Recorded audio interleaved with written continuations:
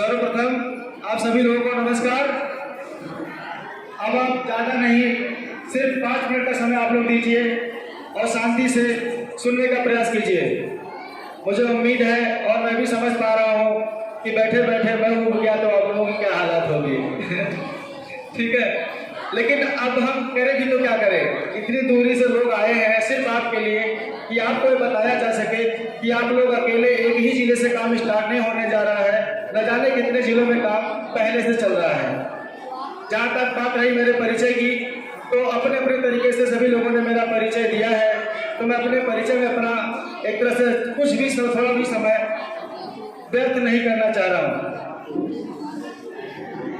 साथियों, सभी साथियों ने अपने अपने तरीके से संगठन के बारे में, समाज के बारे में, संविधान के बारे में बताने का प्रयास किया, तो मुझे नहीं लगता मुझे बहुत ज़्यादा बताने की आवश्यकता है। सिर्फ मैं 2-3 शब्दों पर प्रकाश डालने का प्रयास करूंगा, जैसा कि हम लोग अच्छी तरह से जानते हैं और अभी तक हम लोग सुनते आए हैं। पहला शब्द है मांगना। हम लोग अधिकार मांगने की बात करते हैं, संगठन के माध्यम से, पार्टी के माध्यम से, धरना प्रदर्शन के माध्यम से और जुलूस के माध्यम से। एक बात हम लोग अच्छी तरह जानते हैं, मांगने से कुछ मिलता ही नहीं है। अगर मांगने से कुछ मिलता ही नहीं है, हम लोग मांगते क्यों हैं? वो भी मांगने से अगर भीख नहीं मिलती सही से, तो अधिकार कौन दे देगा आपको? जहाँ तक मैं समझ पा रहा हूँ, अगर मांगने से कुछ नहीं मिलता तो अधिकार मांगने से नहीं मिलेगा।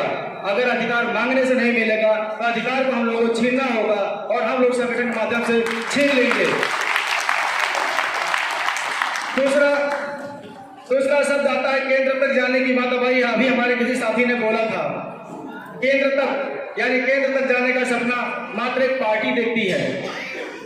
केंद्र तक जाने का सपना पार्टी देखती है, लेकिन संगठन का सपना केंद्र नहीं होता है।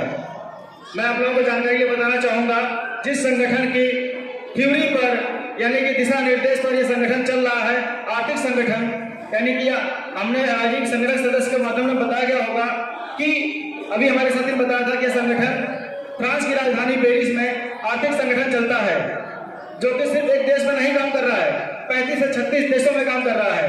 अगर वो संगठन 35 से 36 देशों में काम कर सकता है, हमारा ये संगठन 35 से 36 देशों में काम करेगा, ना कि केंद्र तक जाने का काम करेगा।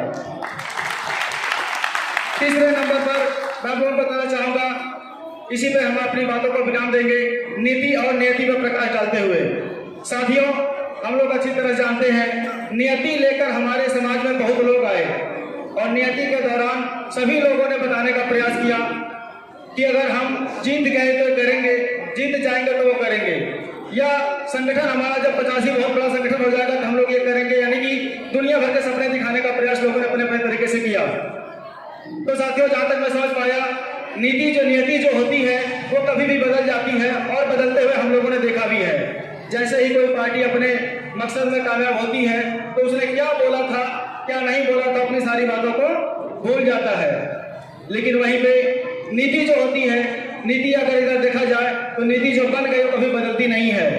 नीति के रूप में हमारे देश का संविधान चलता है, यानी कि संविधान की नीति में अगर लिख दिया गया कि आपको बीएड करने के बाद मास्टर की नौकरी मिल जाएगी, तो श्योर सी बात है, अगर आपने बीएड क्रॉस किया तो नौकरी पाने से आपको कोई रोक नहीं सकता।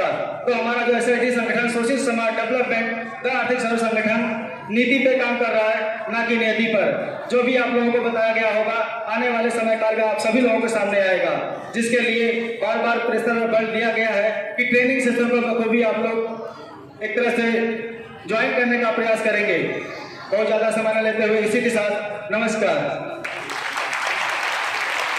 जोरदार तालियां हमारे माननीय राष्ट्रीय अध्यक्ष जी के इसलिए, जोरदार तालियां।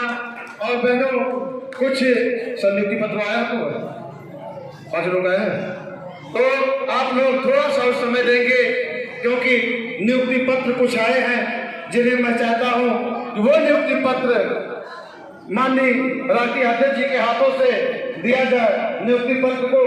और आप लोग ध्यान से देखिएगा, उस नियुक्ति पत्र के लिए मैं बुलाना चाहूंगा